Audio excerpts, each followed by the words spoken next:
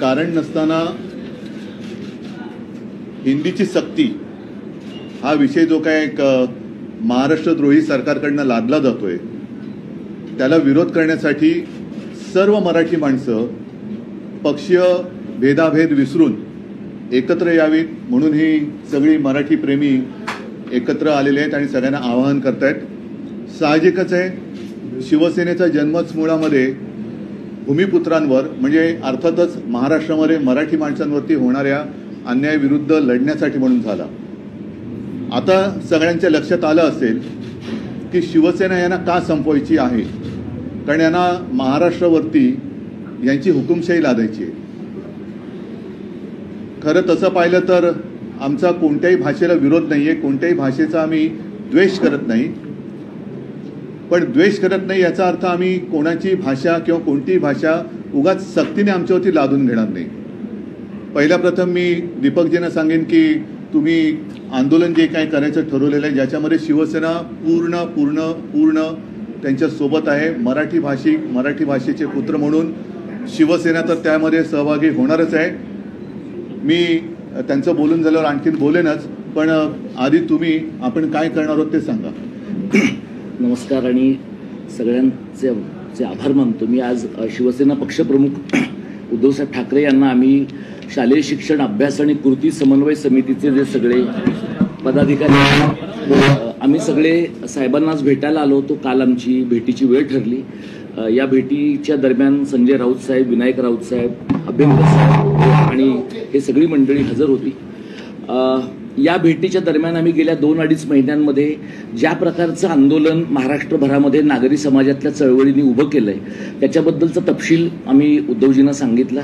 त्यावेळेचा त्यांचा पहिला प्रश्न असा होता की हिंदीला किंवा तिसऱ्या भाषेच्या सक्तीला आपला विरोध आहे हे आता सर्वदूर लोकांच्यापर्यंत गेलेलं आहे। यानंतर आपल्याला काय करायचं आहे आणि कार्यक्रम काय असणार आहे हे तुम्ही लोकांशी बोला किंवा आमच्याशी अगोदर बोला आणि या प्रकारच्या कार्यक्रमाबद्दल बोलून नंतर कोणत्याही परिस्थितीत तिसऱ्या भाषेची सक्ती जिला सरकार सोपं करण्याच्या दृष्टीने हिंदीची सक्ती असं म्हणतंय ती पूर्ण घालवण्याच्या दृष्टीने शिवसेना पक्ष पूर्ण ताकदीने आमच्यासोबत उभा राहील अशा प्रकारचं शब्द उद्धवजींनी दिलाय।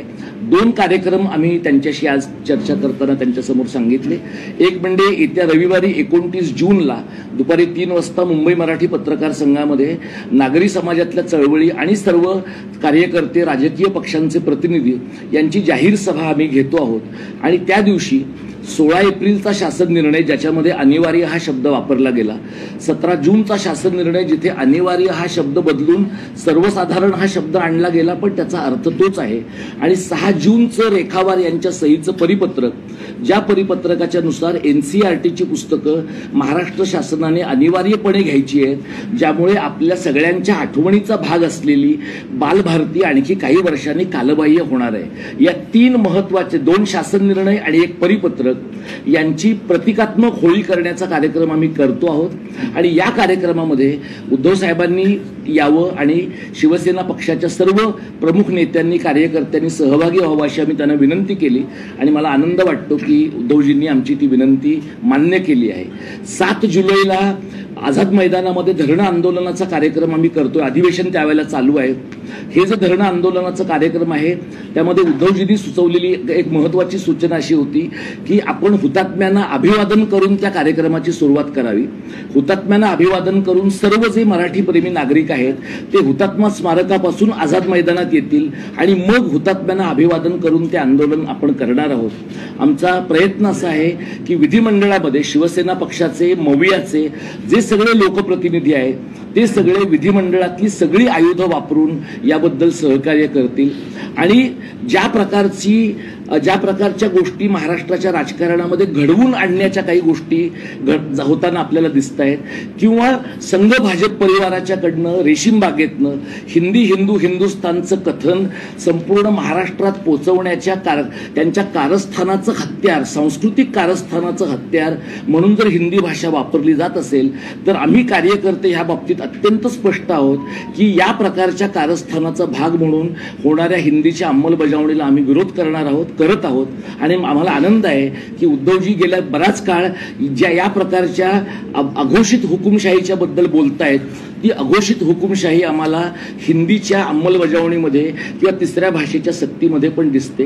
हे जे आंदोलन आहे हे काल आम्ही काँग्रेस पक्षाच्या प्रांताध्यक्षांना भेटलो, आज उद्धवजींना भेटलो. आमचे अगदी दादा भुसेंनाही भेटायची तयारी आहे. ते असं म्हणालेत की आम्ही सगळ्यांच्या समोर सादरीकरण करणार आहोत. असं आम्ही ऐकलं की ते आज कुठेतरी सादरीकरण करतायत सुद्धा. आम्ही पण त्यांच्यासमोर प्रतिसादरीकरण करून त्यांचा हा निर्णय महाराष्ट्राच्या दृष्टीने कसा आत्मघातकी आहे हे त्यांना आणि उभ्या महाराष्ट्राला समजावून सांगणार आहोत.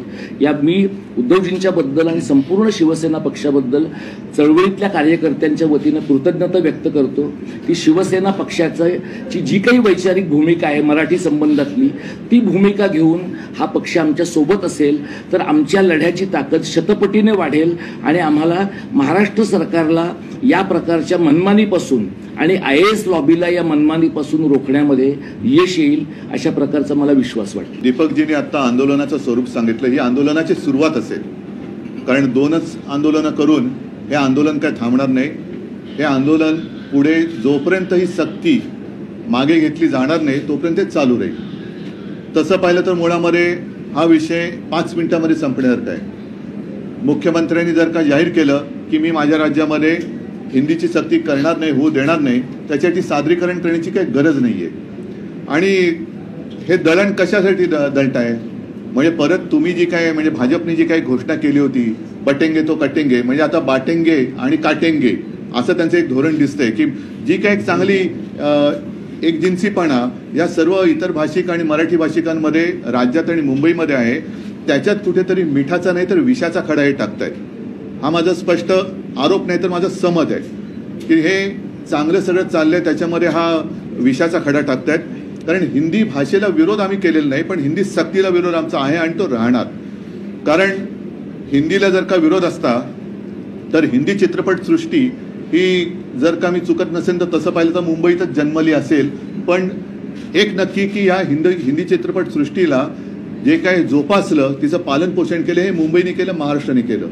अनेक मग अगदी अमिताभजी असतील, हिंदी कलाकार असतील, गायक असतील, संगीतकार असतील, हे मुंबईमध्ये आले आणि मोठे झाले.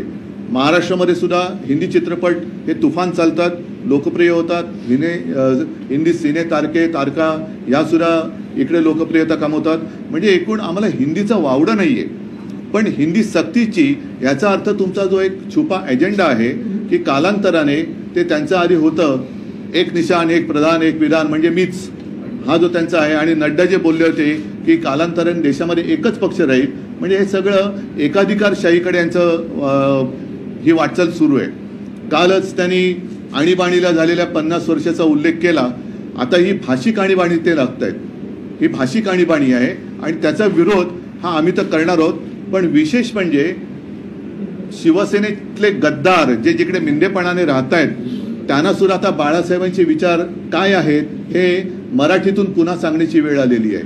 आम्ही कोणतीही सक्ती ही स्वीकारणार नाही, कोणतीही जबरदस्ती आम्ही लादून घेणार नाही. कारण बाकीचं सादरीकरण वगैरे तुम्ही बोललात, आम्हाला नको म्हणजे नको, आमचं सादरीकरण एकच आहे. कारण हिंदी जबरदस्तीने शिकलं नाही याचा अर्थ हिंदी कोणाला येत नाही अशातला भाग नाही आहे. हिंदी सगळ्यांना येत असतं. मध्ये तर ते RSSचे भैया जोशी ते येऊन तिकडे मुक्ताफळं उधळून गेले होते की मुंबईची घाटकोपरची भाषा गुजराती आहे. म्हणजे मग तुम्ही असे सगळीकडे त्या भाषा जबरदस्ती करणार का? तर हे आम्ही काय चालू देणार नाही. मुळामध्ये एक लक्षात घेतलं पाहिजे की आपला देश हा संघराज्य पद्धतीचा आहे. आपल्या देशाची जी काय वाटणी झालेली, वाटणी म्हणजे मांडणी, वाटणीपेक्षा मांडणी, ही भाषावार प्रांतरचना झालेली आहे. प्रत्येक भाषेनुसार तिला तिचा प्रांत मिळालेला आहे. त्या भाषेला प्रांत मिळाल्यानंतर त्या प्रांताला राजधानी, मुख्यमंत्री हे सगळं मिळालेलं आहे.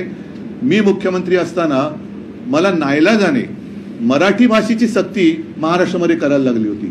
कारण मराठी भाषाच हळूहळू ही लोक अतिक्रमण करून, म्हणजे आमच्यावरती अतिक्रमण असं तर झालंच, पण भाषेवरती पण हे अतिक्रमण करायला लागले. मराठी भाषेवर अतिक्रमण व्हायला लागलं. म्हणून मी मुख्यमंत्री असताना मराठी भाषा ही सक्तीची केली. म्हणजेच काय की दुकानाच्या पाट्या सुद्धा मराठीत पाहिजे, मराठी भाषा ही व्यवहारात आली पाहिजे. आता त्याहीबद्दल काही लोक कोर्टात गेले होते. ते कोण होते, काय होते, कोणाच्या पाठीराखे होते हे आता उघड झालेलं आहे. पण मराठी भाषा जी मी सक्तीची केली होती तिचं पुढे यांनी काय केलं, त्याच्याबद्दल या सरकारने काय पावलं टाकली हे कुठे माझ्या तरी काय वाचण्यात आलेलं नाहीये.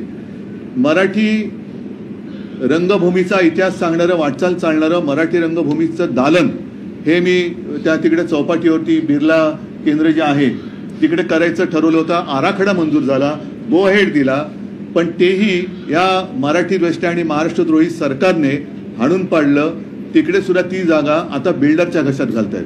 आता यांचे सगळे लाडके बिल्डर, त्यांच्या घशामध्ये मराठी भाषेचं जे एक रंगभूमीचं दालन आम्ही करणार होतो ते त्यांनी त्यांच्या घशात घातलंय. माझ्याच हस्ते मराठी भाषा भवनाचं भूमिपूजन झालं होतं. तुम्हाला सगळ्यांना माहिती आहे, तुम्ही आला होतात. अजितदादा तेव्हा माझ्या मंत्रिमंडळात उपमुख्यमंत्री होते. आता ते अजितदादा गप्प काय आहेत, कारण आम्ही दोघांनी मिळून ते भूमिपूजन केलं होतं. मला नाही वाटत त्या मराठी भाषा भवनाची एक वीट सुद्धा रचली गेली असेल. आता ती जागा तरी त्यांनी ठेवले का ती सुद्धा बिल्डरला दिले, हा सुद्धा एक संशोधनाचा विषय. असो, असे अनेक विषय आहेत. तूर्त हिंदी भाषेची सक्ती आम्ही आमच्यावरती, आमच्या लहान जी काही मुलं आहेत त्यांच्यावरती लादू देणार नाही. नाही म्हणजे नाही. इकडे कोणतेही सादरीकरण वगैरे करण्याची आणि सादरीकरण पाहण्याची काही गरज नाही. कोणाचंही हिंदी सक्ती नसल्यामुळे हिंदी येत नाही असं काही अडलेलं नाहीये. सगळेजण गुण्यागोविंदाने इकडे दुबे पण बसलेत, सगळे बसलेत, हिंदी भाषिक आहेत. उलट ते आता मराठी शिकवायला निघालेले आहेत, मराठी शिकवत आहेत. तर हे सगळे गुण्यागोविंदानी एकत्रित नांदतायत. भाजपचं मला असं वाटतं ते जे एक धोरण मी म्हटलं एकाधिकारशाहीचं, ते ह्या ह्याच्यातनं त्याला छुपा एजेंडा म्हणू तो राबवण्याचा प्रयत्न मराठी भाषिक आणि मराठी भाषेचे पुत्र हाणून पडल्याशिवाय राहणार नाही. मी दीपकजी आपल्या ह्या आंदोलनाला सक्रिय पाठिंबा देतो आहे. मी तर तुमच्या सोबत आहेच, शिवसेना सोबत आहे, पण त्याचबरोबरीने मी तमाम मराठी माणसांना पक्षीय भेदाभेद विसरून या लढ्यामध्ये सामील होण्याचं आवाहन करत आहे. मग याच्यामध्ये आपल्या अगदी मी म्हणेन चित्रपट सृष्टीतले विशेषतः मराठी, मग त्याच्यात मोठी मोठी नावं आहेत, त्यांनी सुद्धा उतरायला पाहिजे. खेळाडूने उतरायला पाहिजे. साहित्यिक तर आलेच, अगदी वकील असतील, सगळ्यांनीच जे जे मराठी भाषेचे पुत्र आहेत, सुपुत्र आहेत, मग ते मुलं मुली दोन्ही, आणि मराठी भाषा त्यांना त्यांच्या हृदयात आहे, त्यांची मातृभाषा आहे, आणि मराठी भाषेवरती जे प्रेम करतात ते पक्षभेद विसरून अगदी भाजपमधले सुद्धा अस्सल मराठी माणसं, कारण भाजपमध्ये आता अस्सल लोक शोधणं हा सुद्धा एक संशोधनाचा विषय झालेला आहे. आणि अस्सल भाजपच्या कार्यकर्त्याला आता काहीतरी एक वेगळा शब्द वापरावा लागेल, कारण सगळे उपरेस त्यांच्या डोक्यावरती बसवलेत. त्याच्यामुळे भाजपमधले राहिलेले अस्सल मराठी प्रेमी यांनी सुद्धा या आंदोलनात सहभागी व्हावं, ही एक सगळ्यांना मराठी माणूस म्हणून विनंती करतोय. आणि पुन्हा एकदा सांगतो की कोणी किती प्रयत्न केले तरी हिंदी भाषेची सक्ती ही आम्ही महाराष्ट्रावरती लादू देणार नाही. लेटेस्ट अपडेट्स और ताजा तरीन खबरों के लिए TV1 इंडिया लाइव को सब्सक्राइब कीजिए और नोटिफिकेशन पाने के लिए बेल आइकॉन को दबाना मत भूलिए.